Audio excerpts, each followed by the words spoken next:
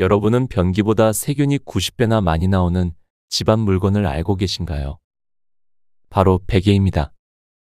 베개는 땀이나 피부 각질이 묻는 물건이라 1g의 세균에도 수백만 마리 진드기가 번식할 수 있어 반드시 교체를 주기적으로 해야 합니다.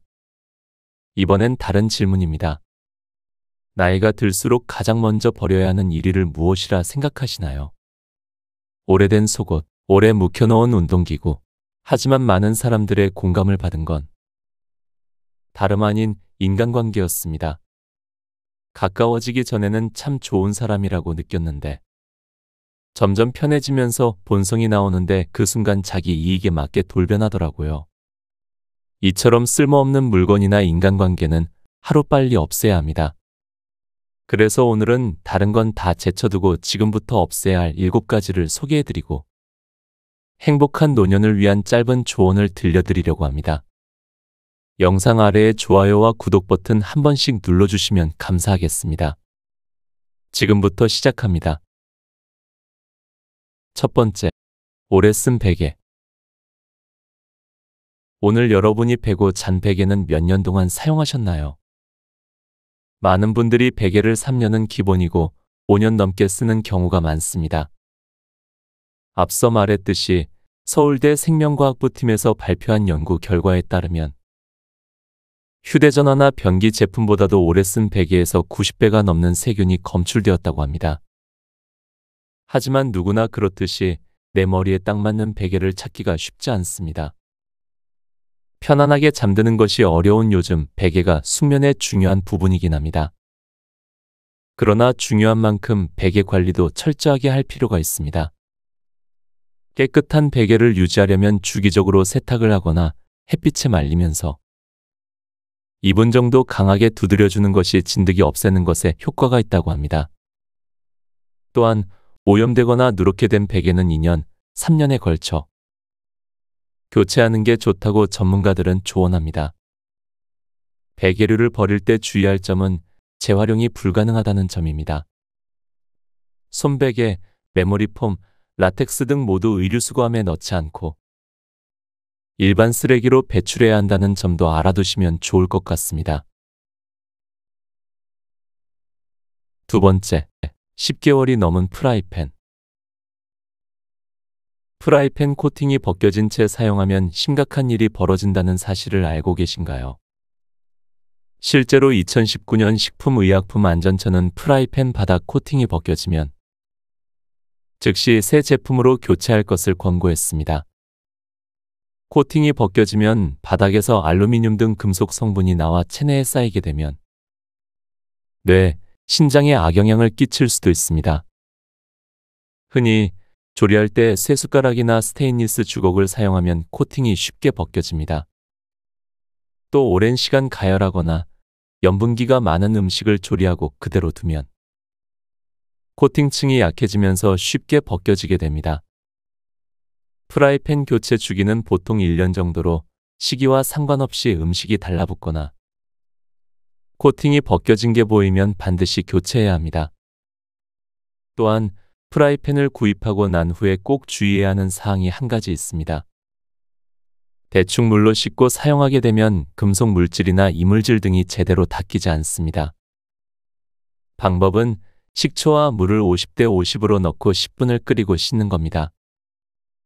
마무리는 식용유 코팅으로 프라이팬을 길들여주면 가장 안전하게 사용할 수 있습니다.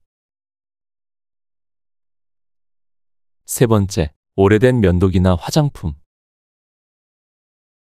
유통기한이 지난 화장품에 쌓이는 박테리아는 너무 징그러워서 눈에 보인다면 아마 절대 얼굴에 바르지 않을 것이다. 화장품도 유통기한이 있다. 공간을 차지할 뿐 아니라 피부에 악영향을 미치는 불필요한 잡동사니를 얼마나 많이 모으고 있었는지 깨닫고 깜짝 놀랄지도 모른다. 말라버린 매니큐어와 녹슨 면도기도 마찬가지다. 가치를 더하지 않는 물건이 소중한 공간을 차지하면 안 된다. 샘플과 반만 사용한 제품도 정리한다. 사용하지 않는다면 이미 돈은 써버렸고 공간만 차지한다.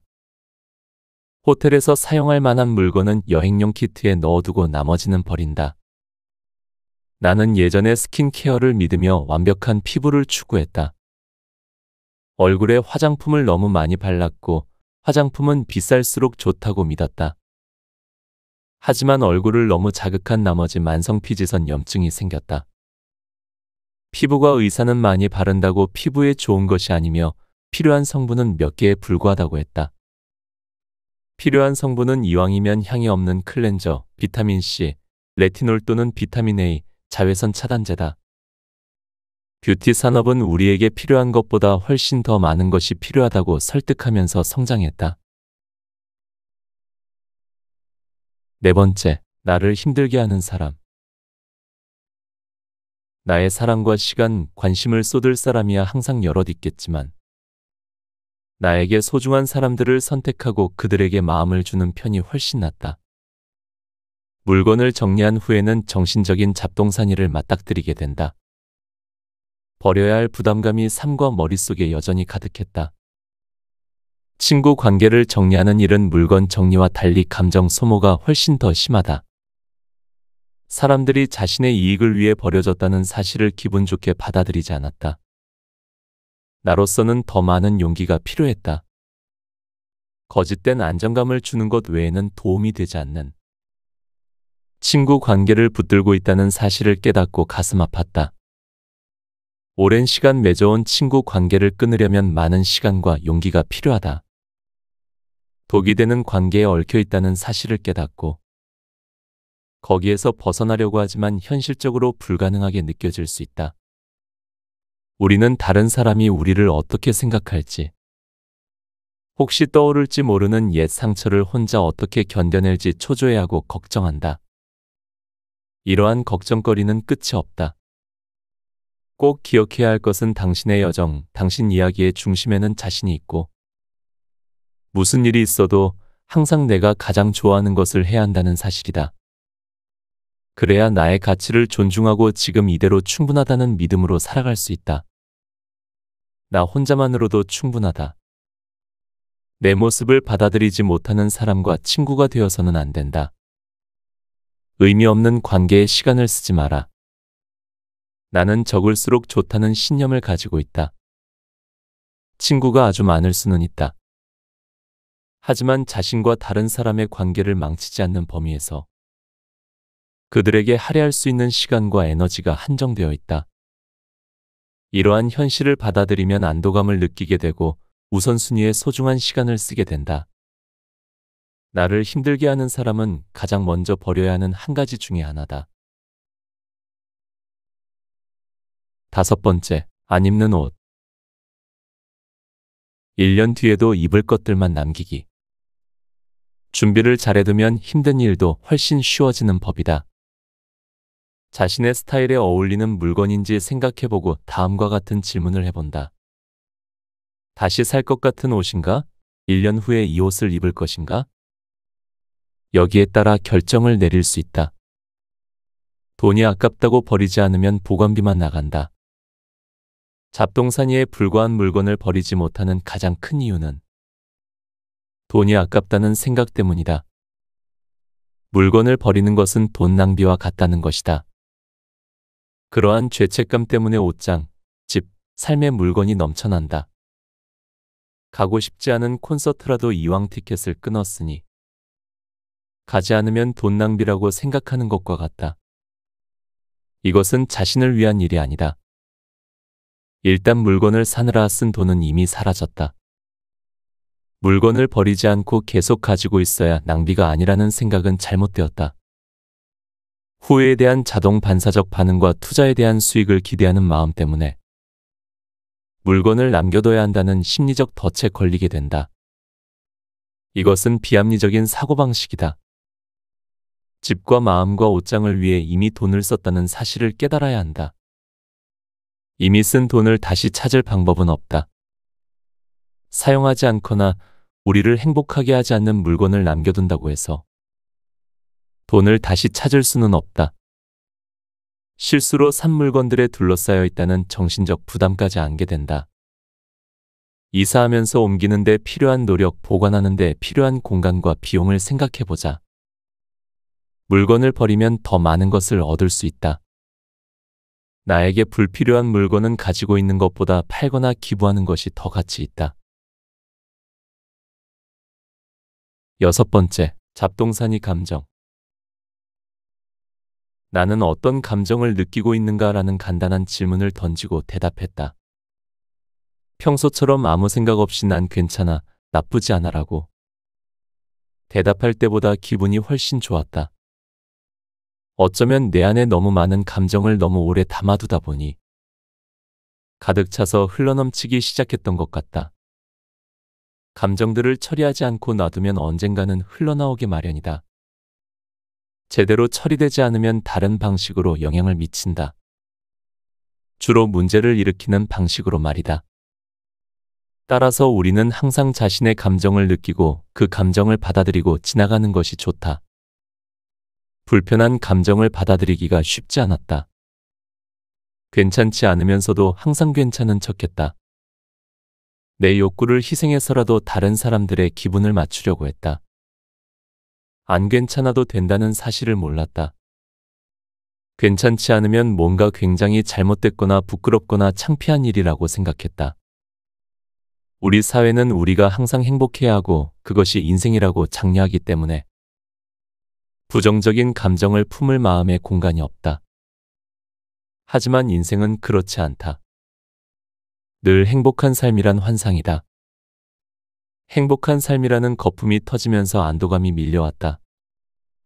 슬프고 무섭고 외롭고 불안하고 화가 나는 게 정상이다. 인생에 음지 없이 양지만 있을 수는 없다.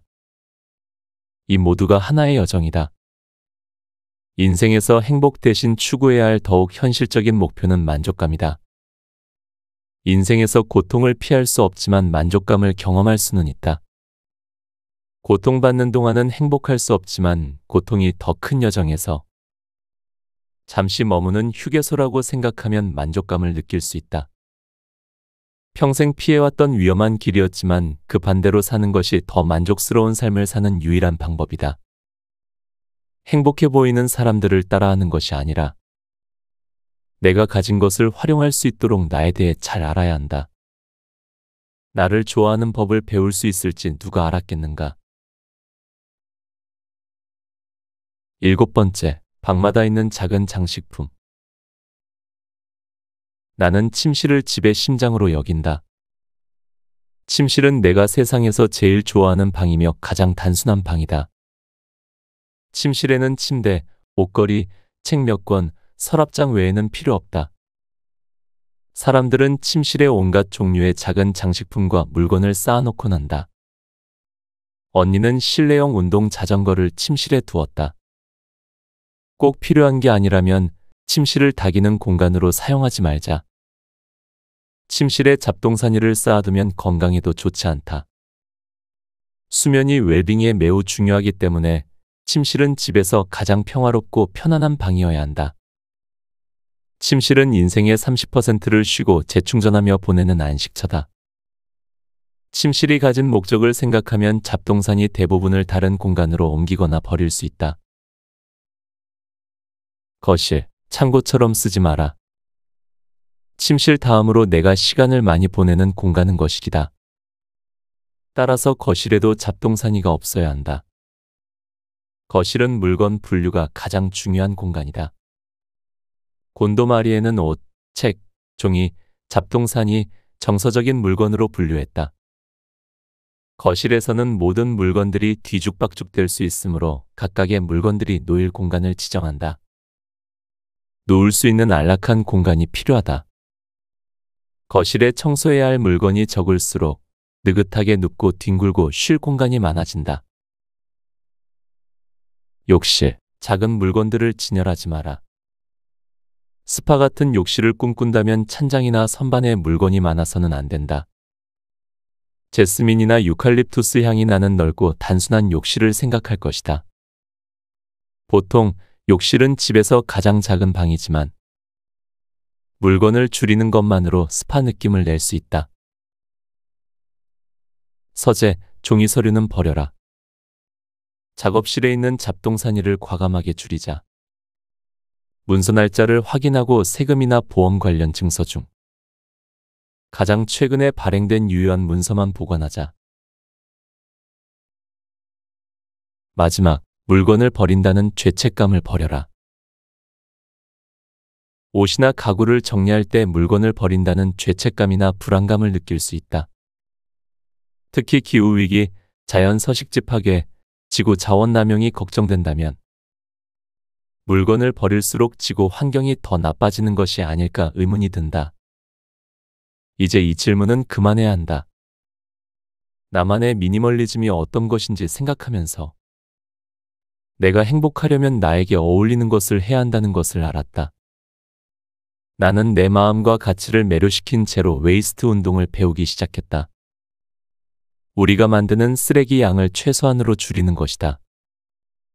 1년치 쓰레기 양을 잼병 하나에 넣을 정도로 줄일 수도 있다. 미니멀리즘과 정리하기, 지속 가능성 사이의 격차에 신경 쓰기 시작했다. 처음 정리할 때는 물건을 버릴 때 2번 고민하지 않았고, 일단 버리고 나면 쓰레기가 어디로 갈지 생각해 본 적도 없다. 잡동사니를 처리하는 방법에는 다음과 같이 있습니다. 첫째, 아름다운 기부. 누군가에게 필요 없는 물건이 다른 사람에게는 꼭 필요한 물건일 수 있다. 자선 상점에 전화를 걸어 기부 물품을 받을지 물어본다. 기부를 받지 않는다면 페이스북 마켓플레이스와 같은 플랫폼을 활용하여 무료로 나눠준다. 당신이 쓰레기라고 생각하는 것으로 무언가 아름다운 것을 창조해내는 예술가가 있을지도 모른다. 둘째, 소비자에서 판매자가 되기. 처음 대대적으로 잡동사니를 정리했을 때 약 650만 원 이상 벌었다. 내 집에서 사용하지 않는 물건을 누군가 좋아할 수 있다. 물건을 팔 수 있는 곳은 웹사이트, 앱, 지역 중고 장터 등 다양하다. 늘어난 통장 잔액을 보고 집이 훨씬 넓어졌다는 것을 느끼면 뿌듯할 것이다. 셋째, 재활용. 천연 소재는 전부 재활용할 수 있다. 지역 재활용 센터나 재활용품 수거함을 즐겨 이용하자. 재활용품 표시의 의미를 배우고 한때 자신의 것이었던 물건에 책임감을 느낀다. 배터리로 작동하는 제품이나 전자제품 등은 중고로 개인 거래를 할 수도 있고, 팔 수 없는 것들은 폐기물로 처리한다. 넷째, 버린 물건은 다시 사지 않기. 안타깝게도 이 물건들은 쓰레기 매립지로 가겠지만, 물건을 버리는 과정에서 배움의 기회로 삼자.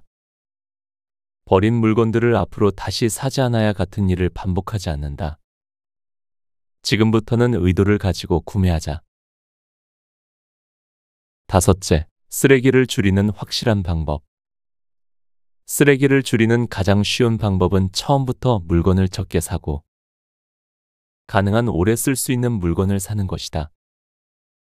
그렇다 해도 살아가는 한 물건을 소비할 수밖에 없다. 여섯째, 중고 제품을 사용해보자. 예전에는 중고 제품을 비웃었다. 누군가 사용했다는 생각만으로도 움찔했다. 중고를 사서 쓰면 쓰레기도 줄이고 돈도 아낄 수 있다. 품질 좋은 제품은 오래간다. 옷, 가구, 냉장고만 봐도 그렇다. 특정 물건은 예외이고 개인의 선택이지만 중고 제품과 리퍼브 상품의 마음을 열어보자. 다음은 행복한 노년을 위한 작은 조언 2가지를 들려드리려고 합니다. 여러분에게 알차고 소중한 시간이 되셨으면 좋겠습니다. 첫 번째, 노라고 말하면 불필요한 관계가 정리된다. 내가 하기 싫어하는 것들, 예를 들어 기쁨 목록 맨 아래에 있는 것들에 노라고 말하기 시작하면서 심지어 내 다이어리도 정리됐다. 그 작지만 강력한 노라는 한마디를 하는 법을 배우자. 내 삶 전체를 계획하는 데 도움이 되었다.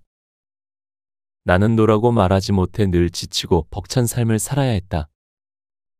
다른 사람들을 실망시키면 안 된다는 생각이 늘 마음에 자리 잡고 있었다. 버리기 어려운 습관이었다. 내게 노라고 말할 선택권이 있는지 몰랐다. 거절하는 것은 실패하는 것이고 갈등을 일으키고 상대를 화나게 해서 돌이킬 수 없는 일이 벌어질까 두려웠다. 나는 남들이 어떻게 생각할지 걱정했고 내가 틀렸다고 하면 즉시 바로잡았다. 특히 여성들이 이런 경향이 강하다. 다른 사람이 어떻게 생각할지 걱정하고 다른 사람의 감정을 상하지 않게 하려다 보면 내가 정말 좋아하는 것을 아무것도 하지 못한다. 완전히 시간 낭비이고 삶은 후회로 가득하게 된다. 예스라고 말하고 예의 바르고 좋은 게 좋다는 식은 도움되지 않는다. 어릴 때 생일 파티에 초대되면 우리는 그냥 참석한다. 아무도 우리에게 참석하고 싶은지 생각하는 법을 알려주지 않는다. 우리는 자신이 원하는 것을 먼저 생각하고 무엇에 동의하고 거절해야 할지 배우지 않았다. 그렇기에 어른이 되어서도 모든 것을 해내려고 끊임없이 바쁘게 살아간다. 이 문제에 대한 해답은 단 한마디, 노이다. 이것만이 덫에서 빠져나올 수 있는 유일한 방법이다. 노라고 말하면 상대의 기분이 상할까봐 걱정되지만 원하지 않는 것에 예스라고 말하면 자신에게 솔직하지 않은 것이다. 나는 우아하게 거절하는 방법을 연습해서 거절하지 못하는 나쁜 습관을 극복했다.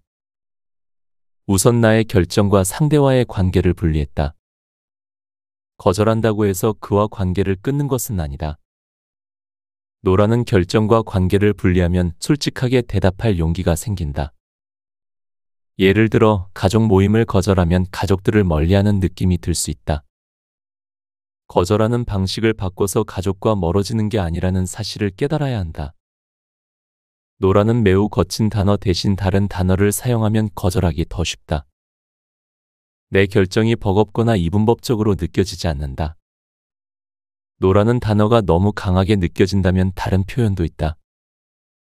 나는 나에게 가장 편안한 방식으로 말했다.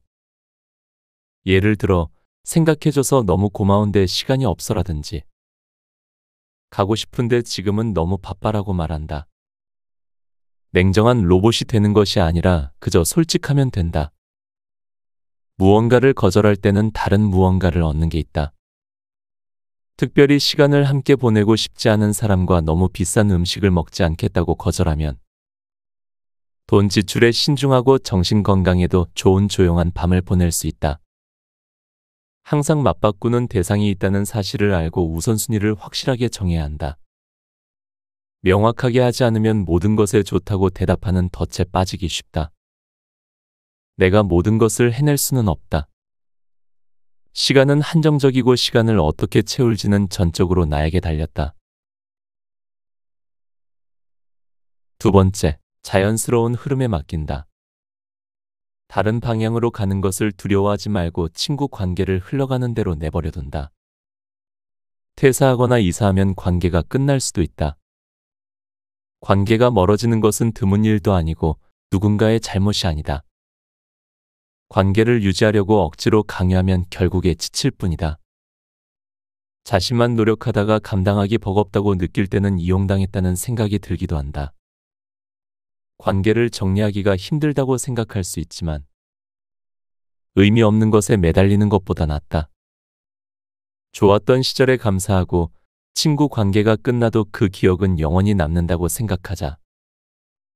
감성적인 물건과 친구 관계를 정리하는 문제를 해결하고 나면 정리하고 싶은 욕구가 더 강해진다. 관계를 정리하는 게 무서웠지만 결국 그 반대편에 자유가 있다는 사실을 깨달았다. 또한 관계를 정리하고 나서 오히려 안도감을 느꼈다. 진정성이란 자신의 모습과 단점을 비롯한 모든 것을 있는 그대로 받아들인다는 의미다. 진정성 있는 사람은 자신에 대해 아주 잘 아는 반면 자신이 모르는 점도 많다는 사실을 인정하고 그래도 괜찮다고 생각한다. 그들은 계속해서 변하고 불확실한 삶의 본질을 자연스럽게 받아들이고 인생이라는 폭풍을 지날 때 침착함을 유지할 수 있다. 나 자신이 진정성 있는 사람이라고 생각하지 않지만 미니멀리즘과 슬로라이프 덕분에 삶의 모든 부분을 정리하는 여정을 시작했다. 나는 개성을 발휘할 때도 있고 내 가치를 지키기 위해 여전히 노력한다. 종종 한계가 느껴지고 결점이 있기는 하지만 여전히 발전하고 있다고 생각한다. 언젠가 목표를 달성할 수도 있고 달성하지 못할 수도 있지만 지금 이 순간 노력한다. 나는 진정성 있는 사람이 되려고 연습 중이고 지금은 그것만으로도 자랑스럽다. 나의 가짜 모습을 벗을수록 진짜 모습을 드러내기가 두려웠다. 스스로 다음 질문을 해보고 진정한 내 모습을 드러낼 수 있었다. 내가 정말 원하는가? 내게 필요한가? 내 삶의 가치를 더하는가? 그렇다면 어떤 가치를 부여하는가? 진정한 자신의 모습이 마침내 드러나면 우리 안에 깊숙이 뿌리내려 있던 믿음에 대해서도 질문할 수 있다. 자신감이 자라날수록 우리가 내린 모든 결정을 의식적으로 평가할 수 있는 힘과 능력도 자라난다. 나에게 가장 좋은 것을 중심에 두게 된다. 삶의 중심을 잡고 직감이 이끄는 대로 하루하루를 살 수 있다. 곁에 두고의 짧은 생각. 제가 유튜브를 처음 시작할 때 가졌던 마음가짐이 있습니다. 비움이 있어야 체험이 있다. 무언가 부족해 보이지만 그것 또한 채울 수 있는 공간이라 생각했습니다. 그처럼 나이가 들수록 인생의 공간을 비워내야 또 새로운 것들이 들어오고 나를 행복하게 해주는 것들로 채울 수 있습니다. 소중한 건 물건이나 사람의 숫자가 아니라 그들의 진짜 가치입니다. 지금 당장은 어렵고 아쉬울 수 있지만 오늘의 작은 행동들이 우리를 더 나은 삶으로 만들어줄 거라 확신합니다. 여러분이 지내고 있는 집, 여러분이 보내고 있는 인간관계를 오늘 살펴보고 진정으로 필요한 것과 그렇지 않은 것을 구분해 보세요. 나를 행복하게 만드는 것에 집중해도 우리의 시간은 너무나도 아깝습니다. 귀한 여러분의 나를 존중해주고 응원해주세요. 귀한 시간 내어주셔서 진심으로 감사드립니다. 책, 나를 지치게 하는 것들과 작별하는 심플 라이프를 읽고